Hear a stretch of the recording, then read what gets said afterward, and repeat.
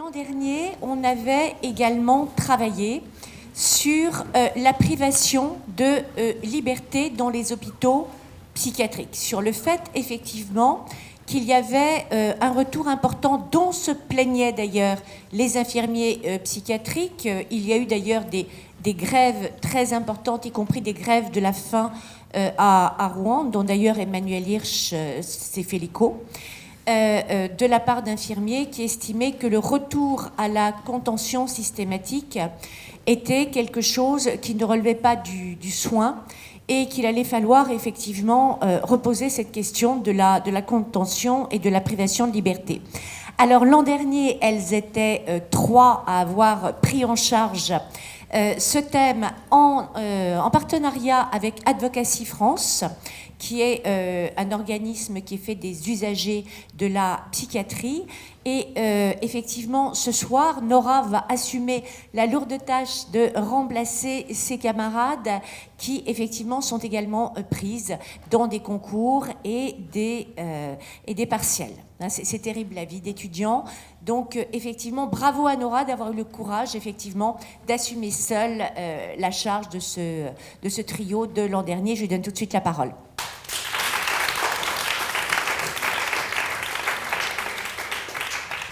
Alors, bonjour à tous. Je vais donc vous traiter du sujet de la contention, de l'isolement et du consentement des personnes en hôpital psychiatrique, donc dans le cadre de personnes internées donc sans leur consentement explicite.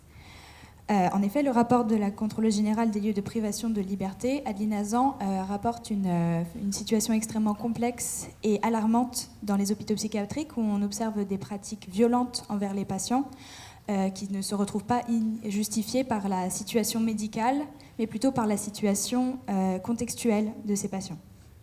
Actuellement, selon la loi française, je vous donne un résumé, vous devez connaître les grandes lignes probablement, le consentement du patient doit être recherché à tout moment dans le traitement et en dehors de la possibilité d'obtention du consentement. Donc, dans le cadre de soins psychiatriques, on ne parle pas d'une inconscience du patient, mais plutôt d'une estimation par la société du fait qu'il est incapable ou peu capable de considérer sa santé et sa sécurité.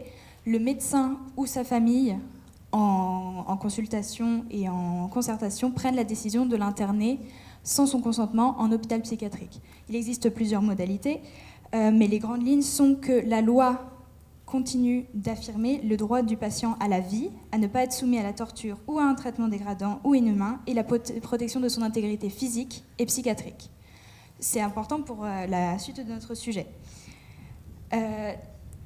En sein de cet internement sans consentement, il existe 2 modalités supplémentaires d'internement qui peuvent être considérées dans certains cas comme des violences s'ils sont mal usités. C'est pourquoi la loi les encadre très durement. Il y a la pratique de l'isolement, qui doit avoir lieu sous contrôle médical avec une visite médicale régulière et qui doit durer au maximum 24 heures dans les situations d'extrême urgence et de besoin, 48 heures. Je répète la limite, 48 heures, c'est assez important pour la suite.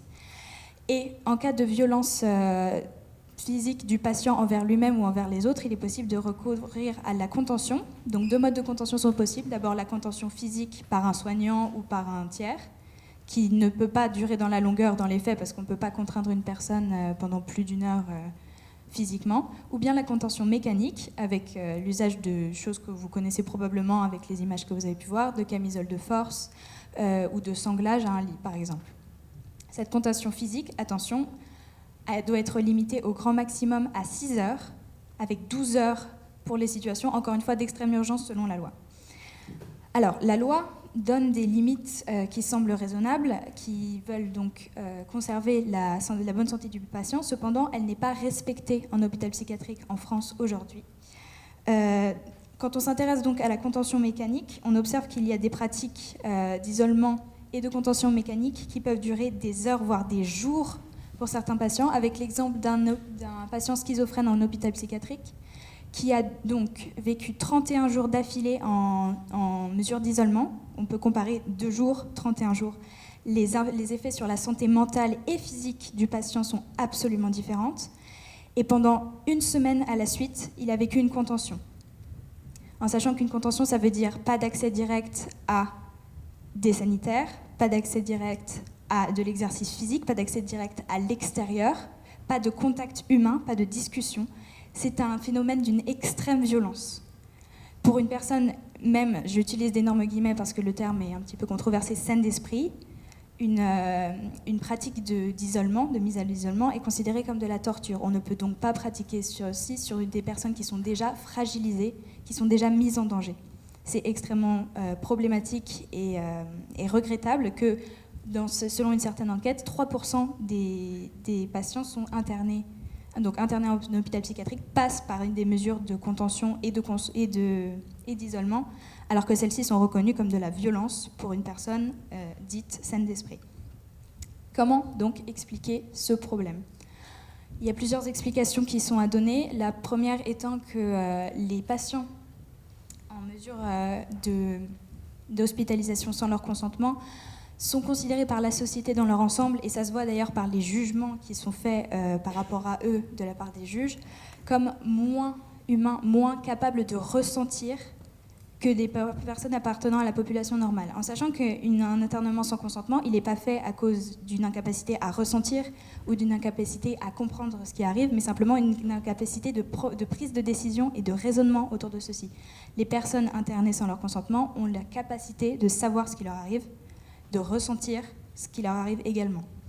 Cependant, les juges, par exemple, les juges qui décident de leur mise en internement, montrent souvent et régulièrement des attitudes paternalistes par rapport à ces patients, et on observe de fortes inégalités socio-économiques. Par exemple, un patient qui n'a pas recours à un avocat bien formé, mais simplement à un commis d'office, un patient qui n'a pas, un patrimoine socio-culturel derrière, sera traité différemment par un juge de privation des libertés et sera un impact également sur leur séjour en hôpital psychiatrique, les soignants étant eux aussi touchés par ce genre de biais.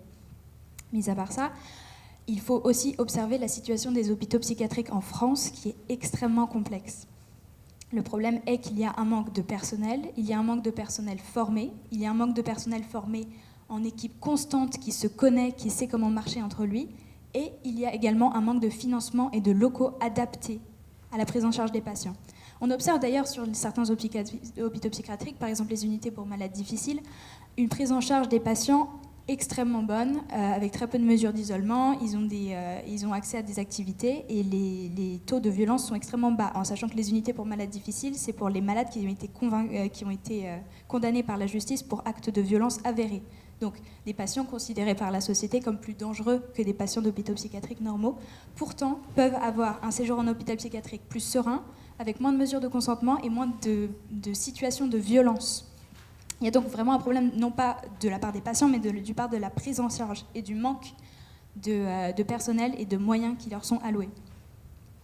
On observe, mis à part ça, que les modalités d'internement en isolation sont problématiques, puisque les normes qui sont mises en place aujourd'hui ne sont pas suffisantes à une santé, à une préservation de la santé idéale du patient.